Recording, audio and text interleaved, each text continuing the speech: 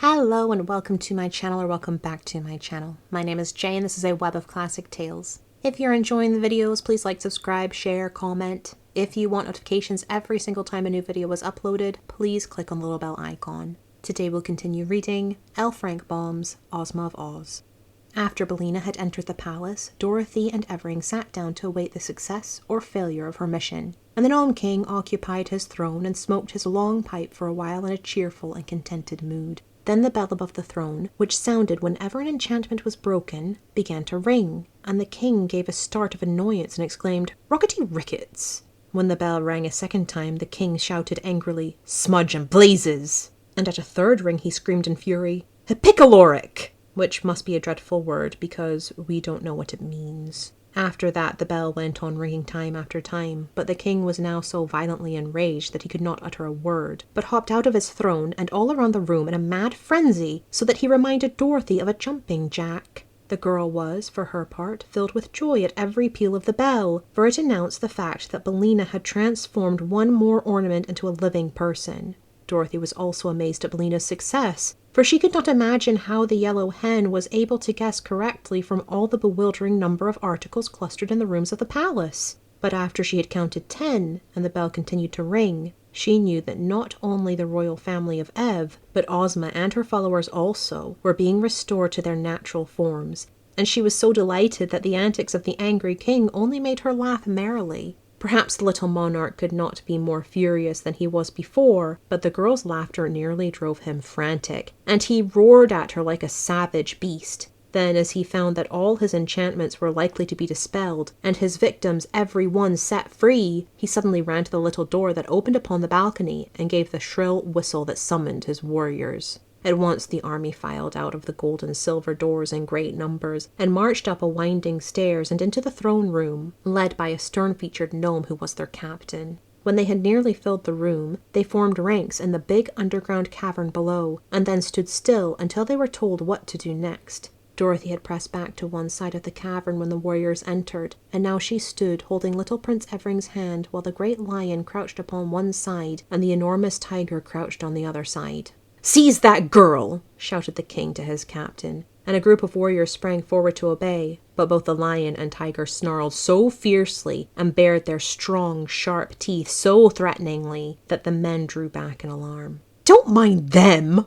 cried the Nome King. "They cannot leap beyond the places where they now stand." "But they can bite those who attempt to touch the girl," said the captain. "I'll fix that," answered the king. "I'll enchant them again, so they can't open their jaws." He stepped out of the throne to do this, but just then the sawhorse ran up behind him and gave the fat monarch a powerful kick with both his wooden hind legs. "Ow! Murder! Treason!" yelled the king, who had been hurled against several of his warriors and was considerably bruised. "Who did that?" "I did," growled the sawhorse viciously. "You let Dorothy alone or I'll kick you again." "We'll see about that," replied the king, and at once he waved his hand toward the sawhorse and muttered a magical word. "Aha!" he continued. "Now let us see you move, you wooden mule." But in spite of the magic, the sawhorse moved, and he moved so quickly toward the king that the fat little man could not get out of his way. Thump! Bang! Came the wooden heels right against his round body, and the king flew into the air and fell upon the head of his captain, who let him drop flat upon the ground.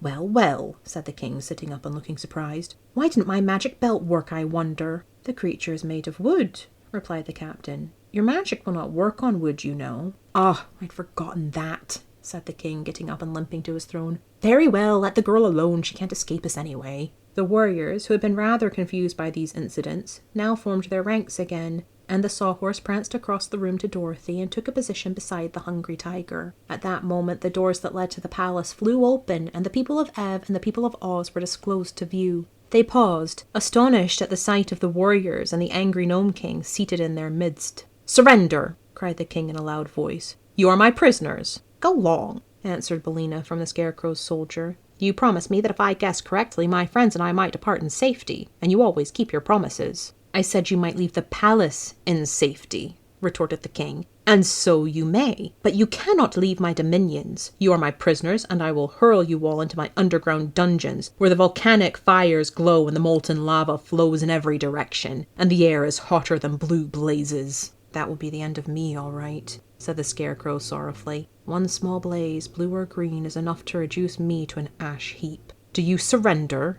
Demanded the king. Bellina whispered something in the Scarecrow's ear that made him smile and put his hands in his jacket pockets. No, returned Ozma, boldly answering the king. Then she said to her army, Forward, my brave soldiers, and fight for your ruler and yourselves, unto death. Pardon me, most royal Ozma, replied one of her generals, but I find that I and my brother officers all suffer from heart disease, and the slightest excitement might kill us. If we fight, we might get excited. Would it not be well for us to avoid this grave danger? Soldiers should not have heart disease, said Ozma. Private soldiers are not, I believe, afflicted that way, declared another general, twirling his mustache thoughtfully. If your royal highness desires, we will order our private to attack yonder warriors. Do so, replied Ozma. Forward march, cried all the generals with one voice. Forward march, yelled the colonels. Forward march, shouted the majors. Forward march, commanded the captains. And at that the private levelled his spear and dashed furiously upon the foe.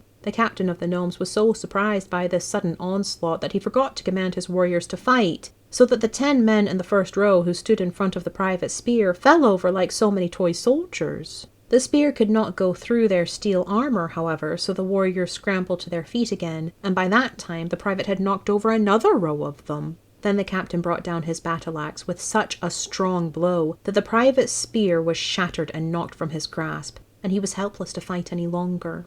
The Nome King had left his throne and pressed through his warriors to the front ranks so he could see what was going on, but as he faced Ozma and her friends, the Scarecrow, as if aroused to action by the valor of the private, threw one of Bellina's eggs from his right jacket pocket and hurled it straight at the little monarch's head. It struck him squarely in his left eye, where the egg smashed and scattered, as eggs will, and covered his face and hair and beard with its sticky contents. Help! Help!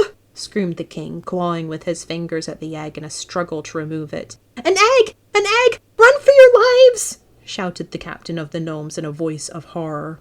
And how they did run! The warriors fairly tumbled over one another in their efforts to escape the fatal poison of that awful egg. And those who could not rush down the winding stair fell off the balcony into the great cavern beneath, knocking over those who stood below them. Even while the king was still yelling for help, his throne room became emptied of every one of his warriors, and before the monarch had managed to clean the egg away from his left eye, the Scarecrow threw the second egg against his right eye, where it smashed and blinded him entirely. The king was unable to flee because he could not see which way to run, so he stood still and howled and shouted and screamed in abject fear. While this was going on, Bellina flew over to Dorothy and perched herself upon the lion's back, and then whispered eagerly to the girl, Get his belt! Get the Nome King's jeweled belt! It unbuckles in the back. Quick, Dorothy, quick!